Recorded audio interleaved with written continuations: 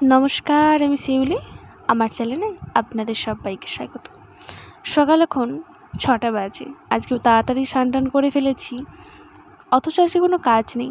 ঠাকুরকে ফুলও দিয়ে দিয়েছি, আর এই যে বেদানা দিয়েছি প্রসাদে। কারণ কালকে যে ফলটা এনেছিলাম, বেদানাটা নিল ৮০ টাকা, কিন্তু খুব একটা ভালো নয়। মানে সাদা বেদানার যে দানাগুলো হয় সাদা।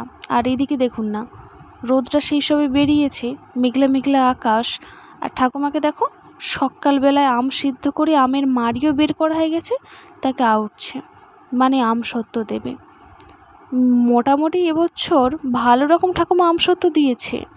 কিন্তু ঠাকুমার কাছে আজকে যাবো না, আজকে বাড়িতে একটু কাজ আছে, রান্না বান্না নেই, মুড়িটা চুলবো, আমার নিজস্ব কিছু কাজ আছে সেটা করতে হবে। কারণ রান্না বান্না নেই এই কারণ একটা নেমন্তন্ন বাড়ি আছে, বিয়ে বাড়ি, বৌভাত, খুব ভারী অনুষ্ঠান হবে না, ছোটোখাটো অনুষ্ঠান, সেখানে নেমন্তন্ন আছে, সেখানে যাব। রান্না বান্না নেই, কিন্তু মুড়িগুলো খালি হয়ে গেছে। মুড়ি খেতে গিয়ে দেখি না মুড়ি নেই টিনে। আমি ভাবলাম তাহলে মুড়িগুলোকে তুলে নিই, তারপর খেয়ে তারপর নিজের কাজটা সারবো, তারপর বিয়ে বাড়ি যাবো। রান্না নেই, আর মুড়ি তোলাও হয়ে গেছে আমার। এই দেখুন না, সমস্ত কিছু ঝেড়ে পুছে তোলা হয়ে গেছে, ঝাঁট টাট দিয়ে দেবো। টিনগুলোও ভর্তি করে ফেলেছি, 2টো টিন, দুটোতেই থাকে, তারপরে বস্তাতে থাকে। গিয়ে বেরোবো। আর বেরোবো কি, সকাল সকাল দেখলাম মেঘ করেছে, আর এখন দেখুন রোদ বেরিয়েছে। আমি ভাবছি যাবো না ঘরে এক মুঠো খুদ সিদ্ধ করে খেয়ে নিই, মানে চালে ডালে সিদ্ধ হয়। রোদ বেরিয়েছে, দেখুন রোদটা দেখে আমার ভয় লাগছে যে আমি যাবো কী করে। একটু হাঁটতে হবে আর কি, হাঁটাটা কী করে করব।